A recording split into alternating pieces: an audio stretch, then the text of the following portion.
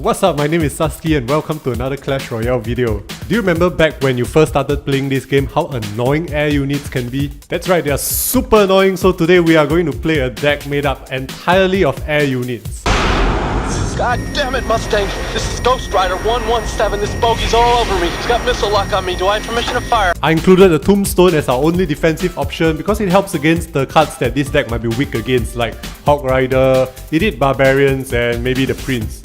The two spells can be swapped with spells of your own liking. The Fireball can be swapped for arrows. The Lock can be swapped for Zap if you don't have the Lock. If you don't have the Inferno Dragon, you can swap him up for a defensive unit like Archers or Valkyrie or Knight or whatever.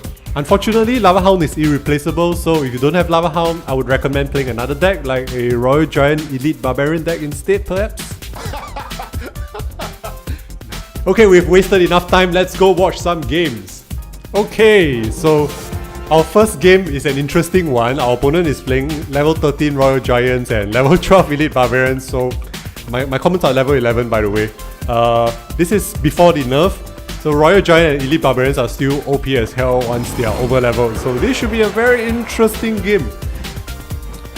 So you can start off with the classic Lava Hound in the corner, opponent dropping a level 13 Royal Giant right there. The Tombstone will buy us a little bit of time while we drop our Inferno Dragon to stop the Royal Giant.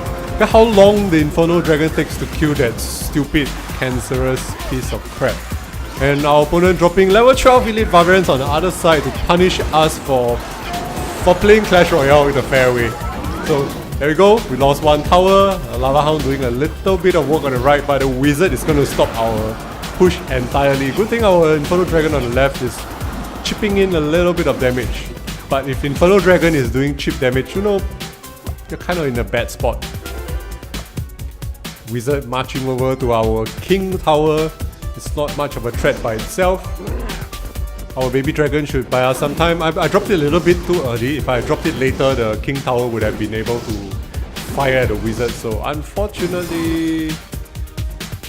Nope, not unfortunate. Our King Tower managed to finish the wizard before it dealt a single point of damage. At this point of time, I'm close to giving up for this game already because I was facing such an over-level opponent. So, Inferno Dragon, again taking out the Royal Giant. Inferno Dragon and Mega Minion actually make a pretty decent defensive combination. They are not so strong against Hawk Rider and Royal Giant because they don't distract them. So, thankfully we have the Tombstone to buy us a little bit of time while our Inferno Dragon and Mega Minion put in some work. So again, trying desperately to make a push. Thankfully our opponent's playing Bomb Tower instead of like Inferno Tower, which is really good against our Lava Hound. The Bomb Tower is less effective against our deck because our deck is made up entirely of air units.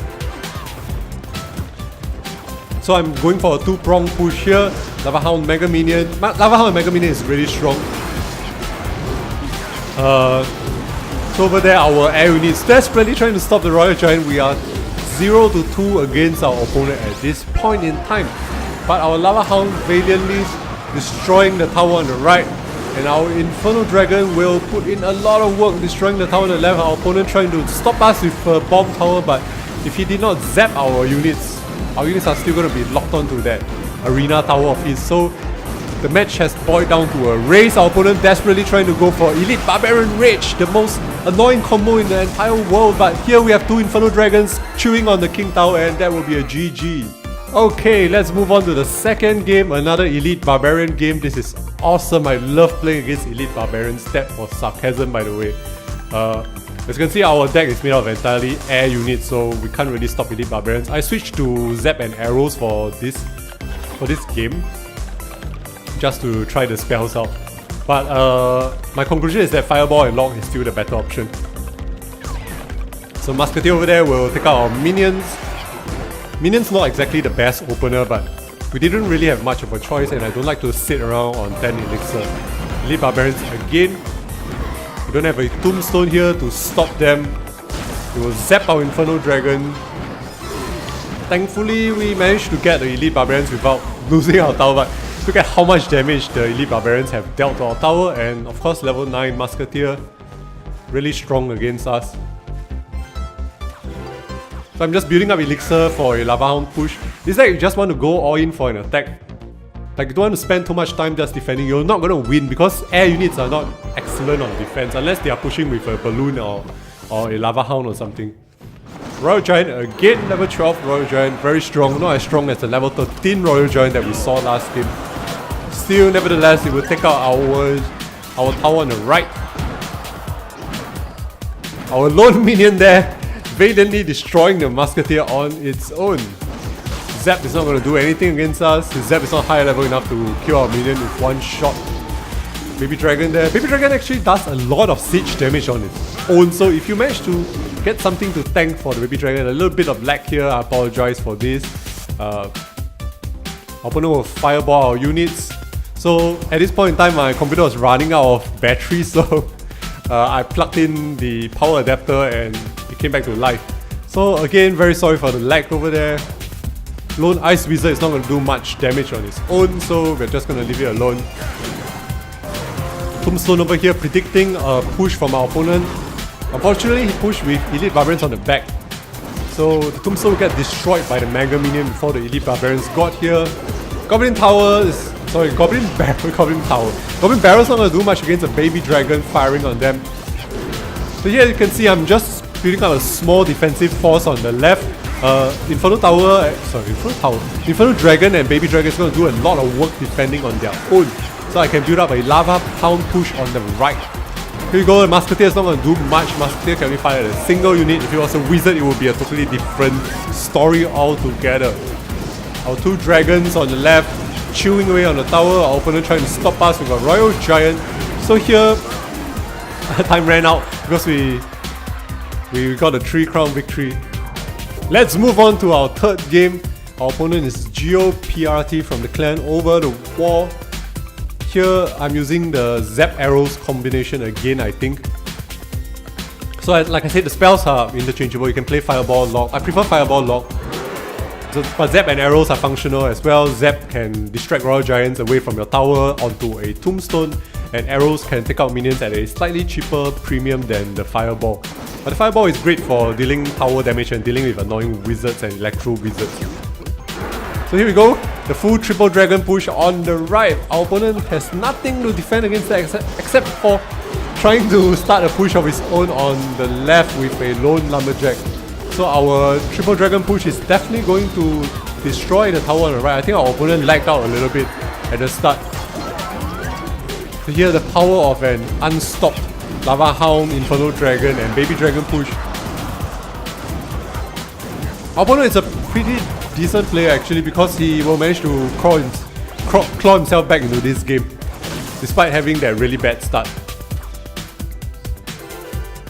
So Zap, great for taking out Skeleton Army, as good as Lock in that respect. The good thing about Zap is it takes care of minions as well. The Zap and a single Zap can take out a minion hot push on your tower. Not that we need to worry that much because we have Baby Dragon after all. So Lava Hound on our opponent's side. I got a little bit greedy here. I should be pushing for the tower on the left. So our opponent started off with a Giant. He's probably going to drop a Witch to stop our push. A very good positioning for the Witch. Completely protected by the King Tower, not exposed to the elements. A Fireball there to take out all 3 dragons. So Fireball is pretty strong against us as is Lightning. The level 9 Giant there on the left. I got a little bit too aggressive on the right, so I got punished really hard on the left. As you can see, the Giant taking out half our tower's health. And minions there, not a great counter to the Witch. I got a little bit cocky because I had a good start. That was completely my fault. Knight is going to do a bunch of damage to our tower on the right, but nothing too significant. Lava Hound again. So you got to be really ballsy when you play this deck. Like, don't be afraid of Giant pushes, Royal Giant stuff. Like, just drop down your Lava Hound and go for a push. So here Fireball, very effective again. Taking out our Airfecta. Inferno Dragon, luckily it locked onto the Giant instead of a skeleton, so it dealt a bunch of damage. The Lumberjack Rage with the arrows taking out our minions is going to mean GG for our tower on the left, I think.